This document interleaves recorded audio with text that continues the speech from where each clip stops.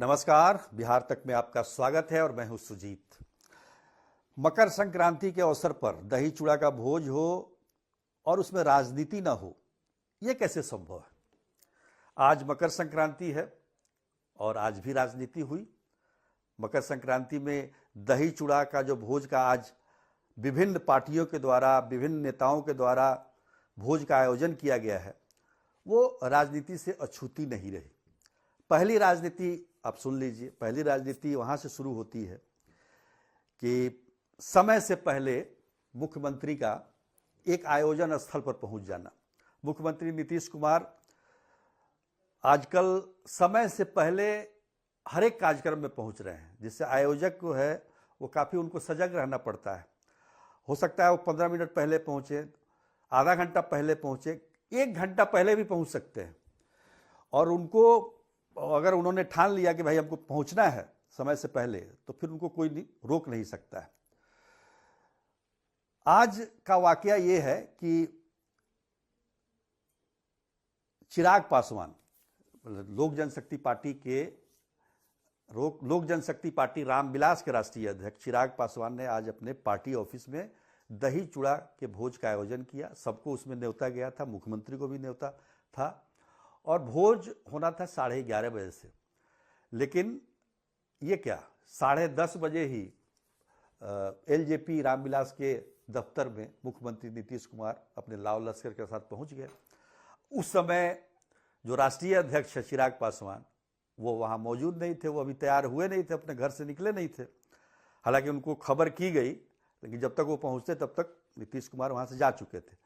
हाँ, उनके पार्टी दफ्तर में प्रदेश अध्यक्ष राजू तिवारी जरूर मौजूद थे, उन्होंने स्वागत किया मुख्यमंत्री का।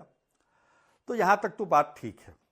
लेकिन नीतीश कुमार जब निकले तो राजनीतिक गलियारों में एक चर्चा शुरू हो गई कि आखिर नीतीश कुमार समय से पहले क्यों गए वहाँ चिराग पासवान के भोज में, और क्या वो चिराग पासवान से मिलना नहीं चाहते थे इसलिए वो समय से पहले गए। उनको मालूम था कि चिराग पासवान वहाँ नहीं है, इसलिए पहले ही जाकर कि गए तो, लेकिन चिराग पासवान से आमना सामना नहीं हुआ।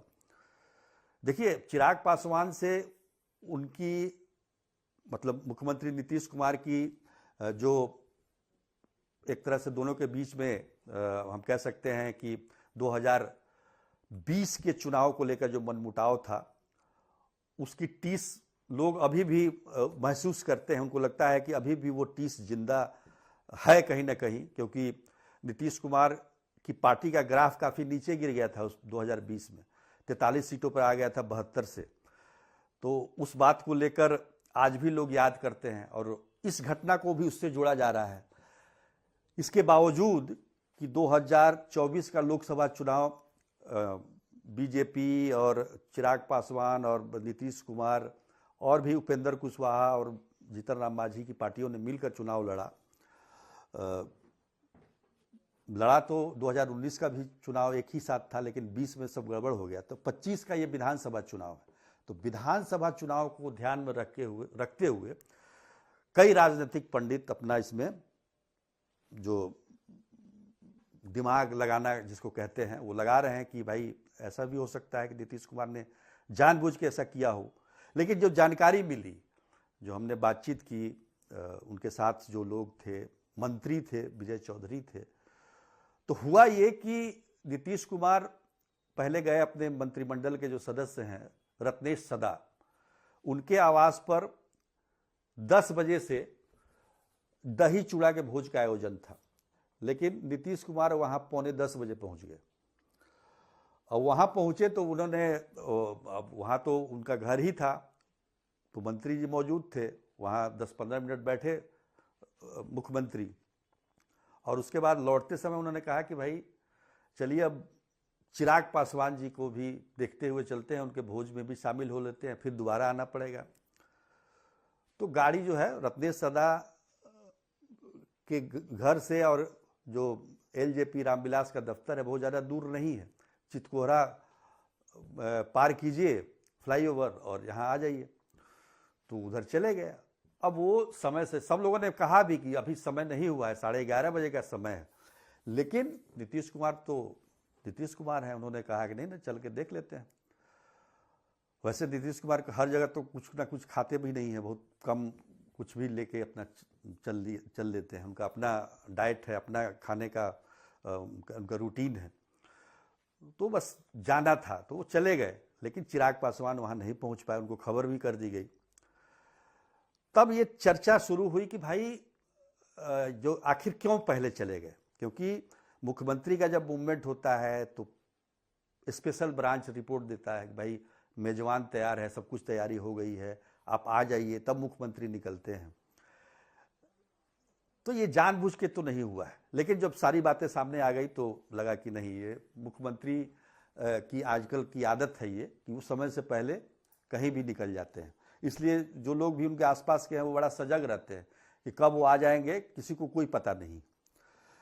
दूसरी राजनीति एक हुई 10 सर्कुलर रोड में, वहाँ भी भोज का आयोजन हो रहा है, और भोज दही चूड़ा के भोज का आयोजन, और फेमस है लालू प्रसाद यादव के यहाँ का दही चूड़ा का भोज, तो काफ़ी लंबे अरसे से चला आ रहा है। तो फिर एक चर्चा छिड़ी कि क्या नीतीश कुमार इस बार आएंगे भोज में। अब ये जानकारी कोई नहीं ले रहा है कि उनको न्योता गया है नहीं गया है, लेकिन ये चर्चा मीडिया में चल रही है कि आएंगे।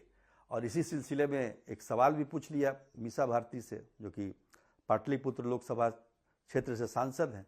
तो उन्होंने कहा कि भाई उनको न्योता देने की क्या जरूरत है, वो तो परिवार के सदस्य हैं, गार्जियन रहे हैं हमारे, वो ऐसे भी आ सकते हैं। और उन्होंने बात को आगे बढ़ाते हुए कहा कि राजनीति में कुछ भी असंभव नहीं है, कुछ भी हो सकता है।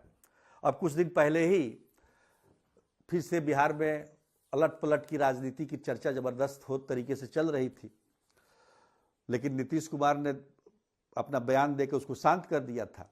अब आज जब मीसा भारती ने यह बात कही तो फिर से ये चर्चा शुरू हो गई। हालांकि उनके लालू प्रसाद यादव के बड़े बेटे तेज प्रताप ने तुरंत कहा कि नहीं, अब उन्होंने कहा कि अब कोई चाचा का कोई एंट्री नहीं होगा, और ये तमाम बातें। लेकिन क्या है ना कि ये सब चीज़ें इतनी बार दोहराई जा चुकी हैं ना। 2021-22 में भी इसी तरह का पोस्टर लेकर तेजस्वी यादव ने कहा था कि नो, चाचा के लिए नो एंट्री। लेकिन फिर बाद में 2022 में फिर नीतीश कुमार आए आरजेडी के साथ। तो ये बड़ा दोहराव सा हो गया है। बहुत सारी राजनीति 2020 से लेकर 2025 के बीच में हुई है। अब चूंकि ये चुनावी वर्ष है तो निश्चित तौर पर राजनीति का कोई ना कोई जो एक हम कह सकते हैं मसाला जो है, कहीं ना किसी चीज़ में खोजा जाता जा रहा है, और इसी सिलसिले में ये सब बातें सामने आ रही हैं। निश्चित तौर पर कह सकते हैं कि ये दोनों जो घटनाएं हैं ये दही चूड़ा के भोज के आयोजन के दौरान हुई है। तो इसलिए हम ये स्पष्ट तौर से कह सकते हैं कि इस बार की भी मकर संक्रांति जो है वो राजनीति से अछूती नहीं रही है। और मकर संक्रांति ही क्यों, इफ्तार पार्टी में भी राजनीति होती है। तो ये अभी के माहौल में हम इतना ही कह सकते हैं कि बहुत सारी जो चर्चाएं चल रही हैं उसमें कोई दम नहीं है।